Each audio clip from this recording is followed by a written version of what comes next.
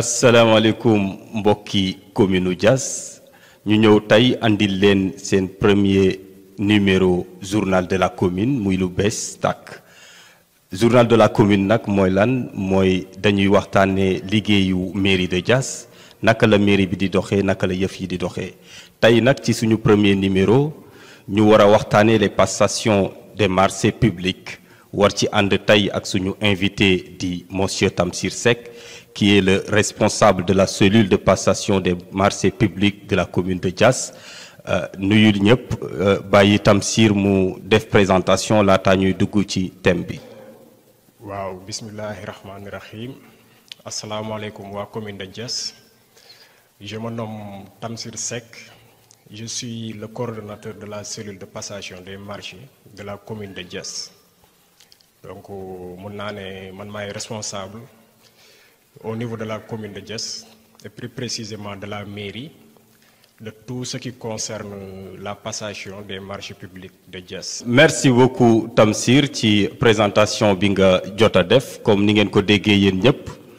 Tamsir a ngoog tey jii nii dañuy waxtaanee marché public ñu ci bari dañ ciy waxte xamuñ ci dara Tamsir li ma lay njëkk a laaj mooy lan mooy marché public nan nga koy définir marché public. bon suñu nee marché public dañuy njëkk a dem ci benn décret bi nga xam ne moom moo institué li ñu tuddee le code des marchés publics décret numéro 2022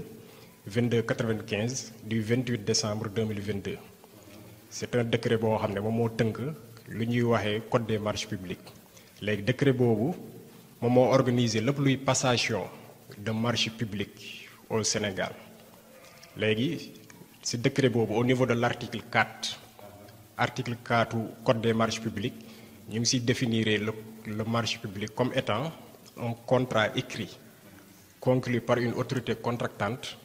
avec un opérateur privé pour répondre à ses besoins en matière de travaux, de fournitures et de services maanaam marché public suñ koy tënk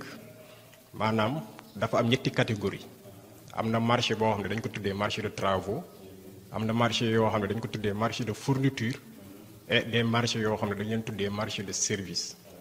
service ou bien prestation de service. merci beaucoup Tamsir définition bi yaakaar naa leer na ñetti façon marché moo am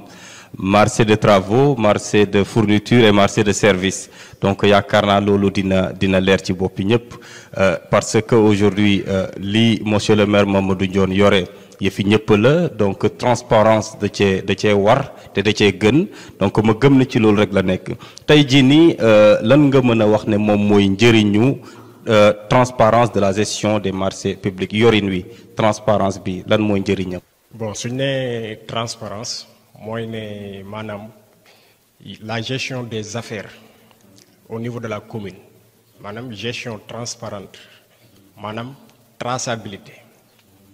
lépp li nga xam ne dañ koy def en termes de marché maanaam marché bu ñuy passé wala bu ñuy lancé que ce soit travaux ou fourniture ou service dafa war a am traçabilité maanaam premier niveau de transparence mooy marché bi dañ koy inscrire dans un portail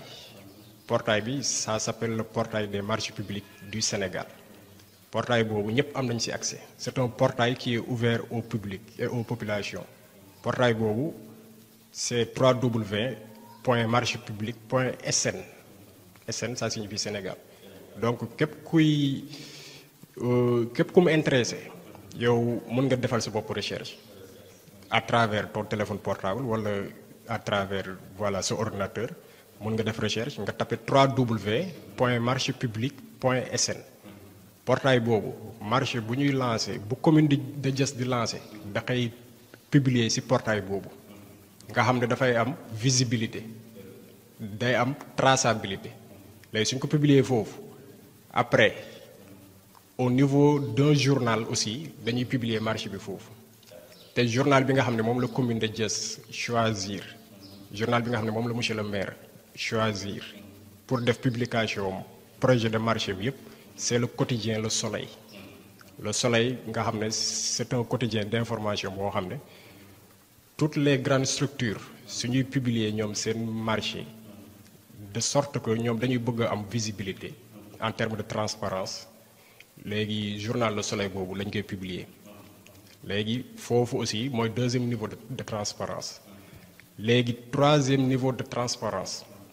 marché bi suñ ko lancé ba publier ko ba entreprise yi ñëw compétir suñ compétiree ba pare y a au niveau de la mairie une commission bi commission des marchés la tudd la commission des marchés de la mairie de Diass ou bien de la commune de Diass commission des marchés boobu moom mooy réunir léegi nag ñu def dépouillement léegi suñu defee dépouillement ba pare après dañuy def PV de dépouillement PV boobu dañ koy jël ñu envoyé ko à toutes les entreprises wala à tous les candidats yi nga xam ne ñoom compétir nañ ci marché bi léegi de sorte que ñoom aussi dinañ jot ci PV bi dinañ xam réunion bi comment ça s'est passé voilà léegi suñ defee dépouillement ba pare y a un autre délai qui est ouvert délai boobu nag ci la commission bi di réunir waate avec un comité technique d'évaluation des marchés comité technique boobu moom mooy jàppale commission des marchés bi ci évaluation marché maanaam candidats yi ñoom offre yi ñu indi offre yëpp la ñuy dajji ñu étudier offre yi xool ban entreprise moo gën a répondre en termes de qualification pour ñu mën koy attribuer marché bi léegi travail d'évaluation boobu ci jeexee après dañuy def attribution provisoire du marché léegi commission des marchés mooy réunir def attribution provisoire suñ defee attribution provisoire ba pare cette attribution provisoire sera sanctionnée par un PV d'attribution provisoire PV d'attribution provisoire boobu aussi dañ koy publier dans un quotidien te ñun suñu quotidien de publication c'est Le Soleil donc foofu aussi deuxième niveau de publication la loolu aussi mën nañ wax ne c'est la transparence voilà parce que loo xam ne da nga koy publier journal ñëpp jot ko donc loolu aussi c'est un autre niveau de transparence léegi suñ jógee foofu après day am un délai de recours boo xam ne dafay ubbeeku les autres candidats yi nga xam ne seen offre yi choisiruñ ko candidats yooyu ñoom mun nañu introduire recours su nekkee ñoom ni ñu attribuer marché bi neexu leen wala am nañ ci voilà des réserves ñoom mun nañu def recours léegi recours boobu suñ ko defee mais ce sera un recours motivé ñoom duñ ñëw rek bëgg a def recours pour def recours dañuy def recours pour contester am ko procédure bi mais sur des éléments de fait sur des éléments matériels et concrets léegi recours boobu nag si c'est suñ ko defee introduire ko au niveau de la mairie commission des marchés aussi moom mooy réunir waat xool mu xoolaat recours bi xool motivation recours bi après mu defaat une autre évaluation xool su nekkee recours bi les motifs de recours sont des motifs recevables su boobaa dañuy évaluer waat mais si c'est des motifs yoo xam ne ce ne sont pas des motifs recevables dans ce cas recours boobu du jàll donc loolu mën nañ ne aussi c'est un autre niveau de transparence le fait que candidats yi am nañu droit ñëw def recours pour voilà mun a xool ndax procédure bi jaar na yoon wala jaarut yoon léegi suñu jógee foofu après si le marché est approuvé et validé maanaam dañuy jël dossier bi yëpp yóbbu ko au niveau de la sous-préfecture de Sindia c'est le sous-préfet de Sindia qui approuve le marché moo koy approuvé mu apposé ci signature am ak cachet am su ko approuvé c'est à partir de là que le marché prend effet waaw les effets du contrat de marché commencent à se produire léegi suñu jógee foofu nag dernière étape marché bi su jógee dossier bi su jógee sous-préfecture après dañuy jëlaat dossier bi yóbbu ko à Thiès au niveau de la direction centrale des marchés publics parce qu'il y a une direction centrale des marchés publics qui est chargée du contrôle a priori le contrôle a priori de toutes les procédures de passation des marchés que ce soit appel d'offres que ce soit DRP ouverte que ce soit DRP restreinte procédure yooyu noonu yëpp bu ci nekk voilà DCMP moom am na ci wàll surtout appel d'offres ak DRP ouverte yooyu à chaque fois day dem contrôle a priori au niveau de Thiès su demee foofu ñoom ñu contrôler ba pare après ñu immatriculer marché bi foofu la ñuy immatriculer marché bi suñ ko immatriculer waat DCMP ba ñu retourné ñu dossier bi à partir de la procédure bi jeex na léegi li des mooy ñu woo entreprise bi mu commencé exécuter liggéey bi commencé réaliser su nekkee am travaux mu commencé réaliser travaux yi su nekkee ay fournitures yi ñu ko commandé woon ay mobilier de bureau wala ay table banc wala ay kit am ngi scolaire mu livré ko su nekkee ay service la prestation de service tamit mu commencé exécuter prestation yi donc en termes de transparence mën nañ ko tënkee ci niveau yooyu noonu yëpp maanaam à chaque étape de la procédure on peut apprécier le niveau de transparence. jërëjëf Tamsir wax ji moom vraiment leer na nañ ma fàttali leen rek ne émission bi journal de la mairie mën ngeen ko suivre ci Mairie de Diass TV mën ngeen ko suivre aussi suñu page Facebook de la Mairie de Diass di Mairie de Diass News mën ngeen ko suivre aussi via les organes de presse locale de Diass di leen jaajëfal de passage monsieur Tamsir Seck dama bëgg a wax rek ne vous avez marché sur mes pensées parce que da nga jot a tontu sax wala laalaale li ma la bëggoon laaj parce que wax nga tey transparence bi maanaam leer na nañ li monsieur le maire Mamadou Dione utilisé tey jii nii ku ko dégg rek xam nga ne lii mooy yoon ku ko dégg xam ne lii mooy dëgg te lii mooy dëgg-dëgg transparence nga wax tuuti ma bëggoon la laaj rek ci dispositif bi gaa laal nga ko parce que wax nga lépp nu muy demee jaarale ko Le Soleil partagé ko aussi site bi man mën naa ci dugg yow mën nga ci dugg kii internaute bi di ñu seetaan nii yow it yow mën nga ci dugg mooy www.marchepublic.sn bu dut loolu aussi mën nga lire Le Soleil donc lépp leer na lépp a ngi ne fàng te nee nañ li ne fàng kenn du ko jeex kon léppi monsieur le maire Mamadou Dione dafa leer li ma la bëggoon laajaat foofu rek mooy ban dispositif ngeen mettre en place le monsieur le maire Mamadou Dione mettre en place pour les passations de ces marchés yi ban dispositif le mettre en place pour di ko joxe. Bon, avant de parler de dispositif institutionnel bi nga xam ne maire bi monsieur le maire mettre na ko en place pour la passation des marchés de la mairie de Diass je pense que il convient d'expliquer un peu fan la mbir yi di cosaanoo parce que au début de chaque année la mairie de Diass day voter benn budget léegi nag foofu dañu war a préciser que ne le budget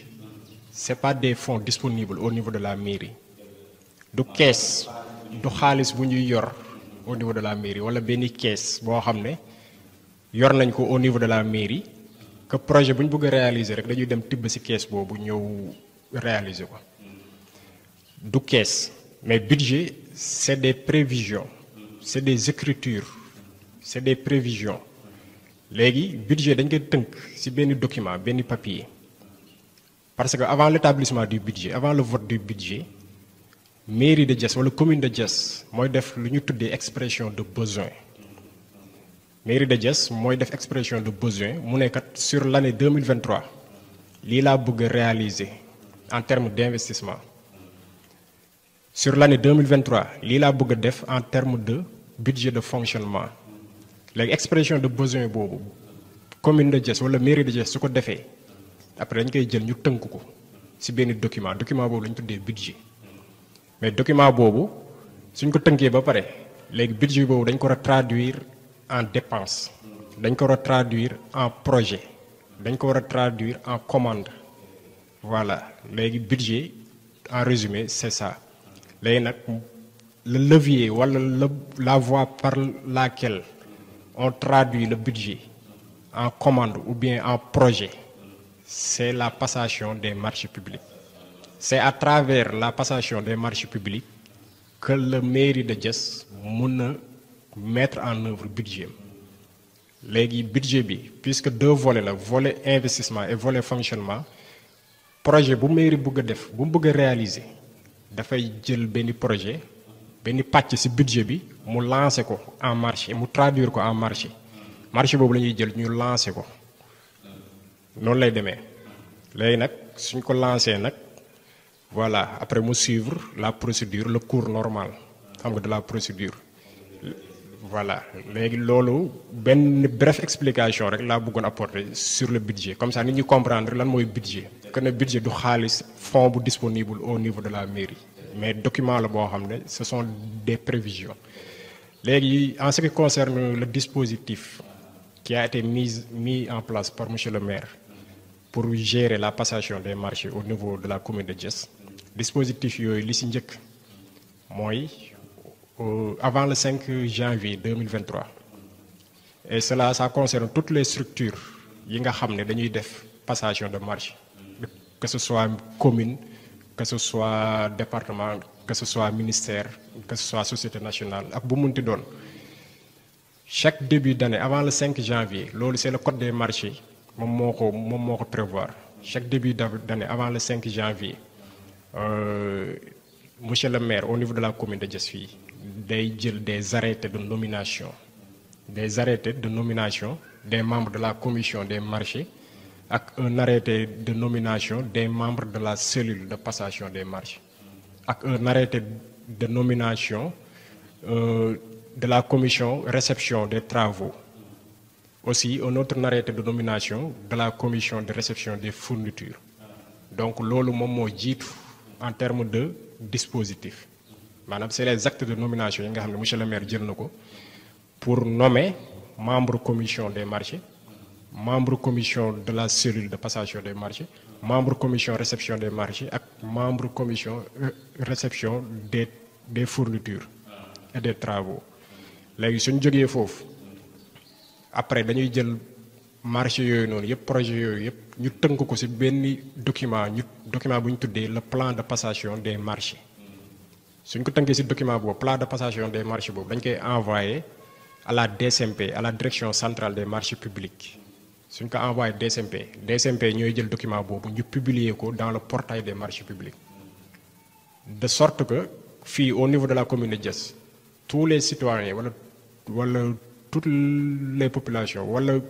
ku mu intéressé soo duggee ci portail des marchés publics yow di nga gis le plan de passation des marchés de la mairie de Diass wala de la commune de Diass di nga ko gis soo fa duggee di nga gis projet yi nga xam ne mairie de Diass yëpp bëgg na ko lancer ci année 2023 bi di nga ko gis donc suñ jógee foofu beneen dispositif bi mooy la publication d'un avis général de passation des marchés publics avis général boobu tamit c'est un document boo xam ne marché yi nga xam ne mairie de Diass bëgg na ko lancer par appel d'offres wala par demande de renseignement et de prix à compétition ouverte ñu tuddee ko DRPCO ñaari procédures yooyu la ñuy jël ñu tënk ko sur le document d'avis général de passation des marchés boobu aussi dañ ko publier dans le portail des marchés publics dañ koy publier aussi dans un quotidien journal Le Soleil de sorte que ñëpp dañ koy gis loolu mooy beneen dispositif bi léegi suñ jógee ci arrêté yi nga xam ne ñoom ñoo nommé commission marché ak cellule de passation des marchés ak commission de réception des travaux ak commission de réception des fournitures il y a un autre comité technique boo xam ne monsieur le maire aussi moom moo nommé membre yi fa ne comité technique boobu ñoom ñooy assister la commission des marchés maanaam suñu defee dépouillement ba pare ba ñu war a évaluer les offres yi nga xam ne recevoir nañ ko de la part des entreprises comité technique boobu mooy dimbali commission des marchés ci évaluation bi nan la ñuy évaluer offre yépp de sorte que ki nga xam ne moom la ñuy attribuer marché bi au final dinañ ko attribuer sur la base des dispositions ou bien des règles qui ont été mises en place par le code des marchés publics. Merci encore une fois Tamsir yaakaar naa wax ji leer na nañ yow mi ñuy seetaan tey yaakaar naa dina leer ci yow ne wala bokk yéen ñi jàpp ne budget xaalis la bu ñu juug biir mairie di yëkkati di joxe du noonu leer na ne budget ci wax ji ak ni ko Tamsir expliqué leer na nañ ci ñëpp donc aussi dispositif bi ñëpp xam nañu ne lu jaar yoon la lu tegu ci yoon la te gu gis li xam ne Diass a ngi dox comme niñ koy waxee Diass est en marche ñii xam nañ ko di ko wax ñi xam ko nag noppeek moom ñeneen ñi xam ko di ko xeex waaye it Diass est en marche kon monsieur Tamsir leneen li ma lay laaj rek mooy wax nga ci marché public wax nga ni ñu koy dispositif bi wax nga transparence bi tey jii nii am na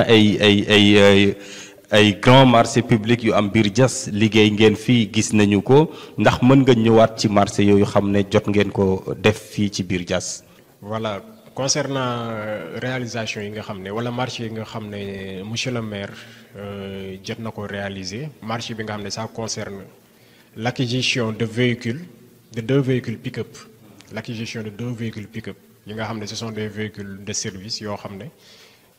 tout le personnel de la mairie véhicules yooyu la ñuy utiliser pour seen déplacement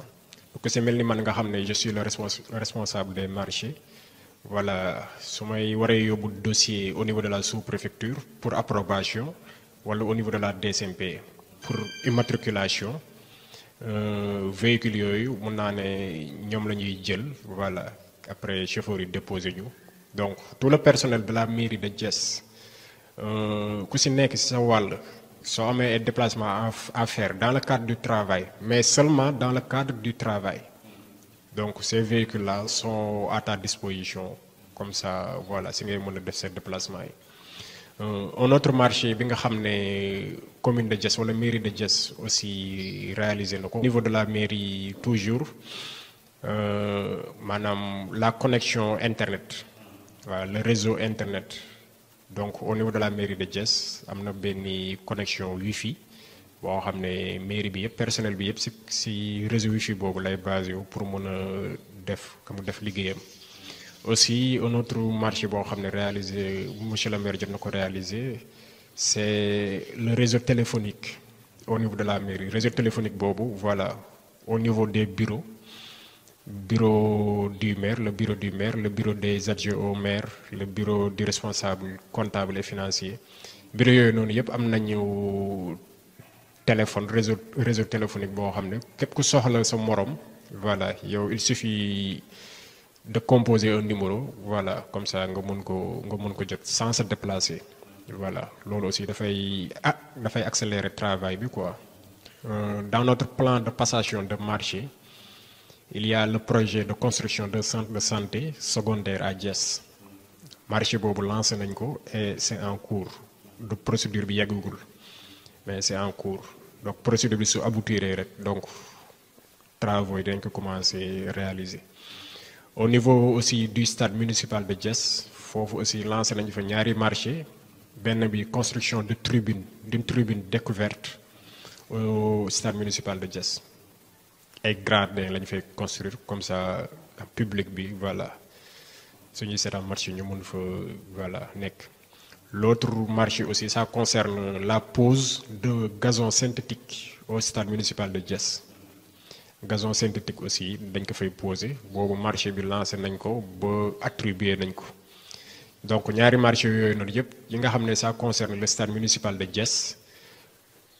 benn bi di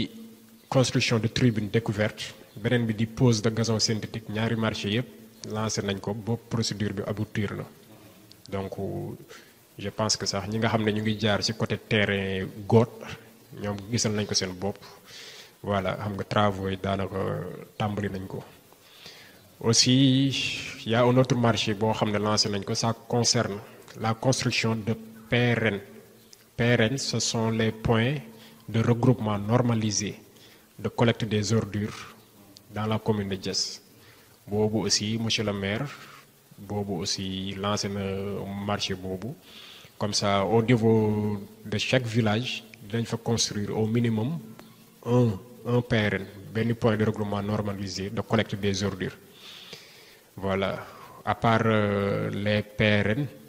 il y a aussi un marché boo xam ne boobu dinañ ko lancer ci fan yii di ñëw mooy l'acquisition de lampadaires waaw l'acquisition de lampadaires solaires yoo xam ne dañ koy tas ci dëkk bi de sorte que voilà dina gën a yokk éclairage yu dëkk bi. Voilà, je pense que il y a aussi la réalisation de 2 pistes. Benn piste bi ça concerne l'axe